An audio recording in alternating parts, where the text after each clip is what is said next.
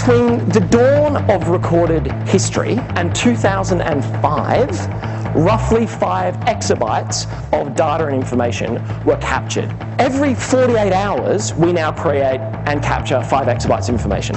Every 2 days, we create and capture the amount of information that existed for 4,000 years in recorded. Does anyone else feel like their inbox is getting a wee bit full? By the time Ivana wakes up, she is receiving 10 emails per minute from people she's never met before offering to help. And I don't mean just like, oh, like help, help, do you want like a high five and a hug? Help, help.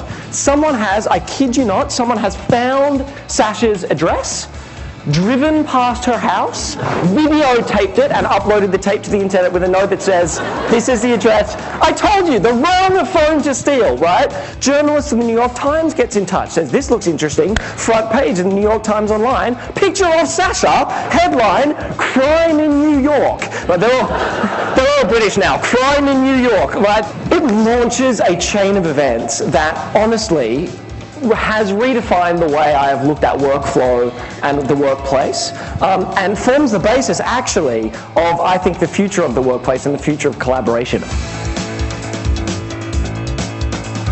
What you've got in that Ivana story is a whole lot of people with disparate, varying, almost non-overlapping areas of expertise, almost non-overlapping spheres of influence, coming together.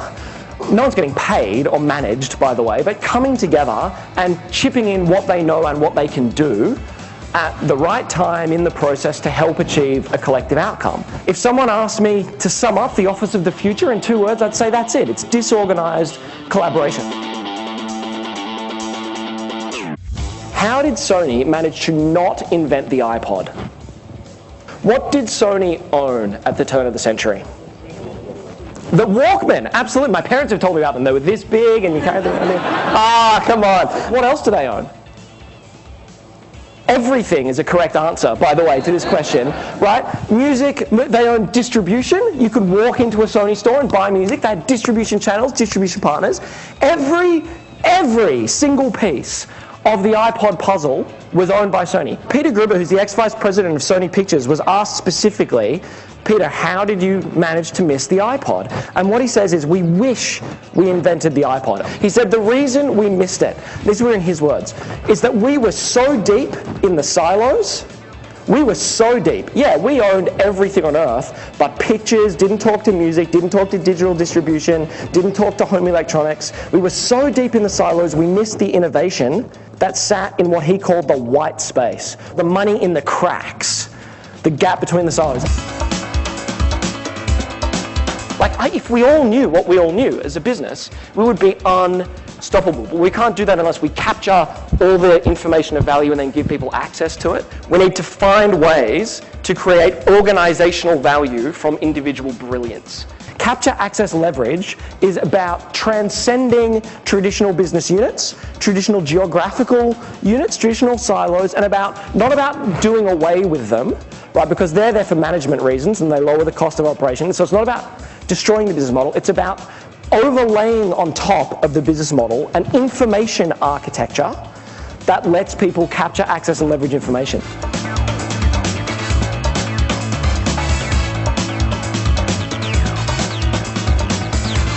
$740 million people have done it with their social stuff on Facebook. If it was a country, it would be the 5th largest by population in the world. Also be a very young country full of people I don't trust to run a bath, let alone a country. But that's a story for another day.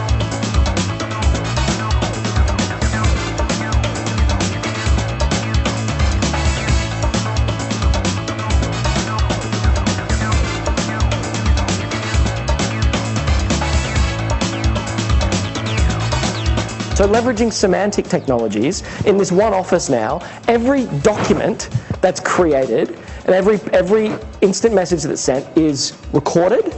It's analyzed by semantic systems that look for meaning in the document and they apply tags and labels. And then when you're working in real time, your computer is looking at what you're writing and it's checking it against things that other people have been working on to put in your way things that will help. Oh, you're writing a document about an airline pitch? Have you considered chatting to Jake? He's done the same thing recently. Oh, you're writing a new systems document. You know, we just created one in London.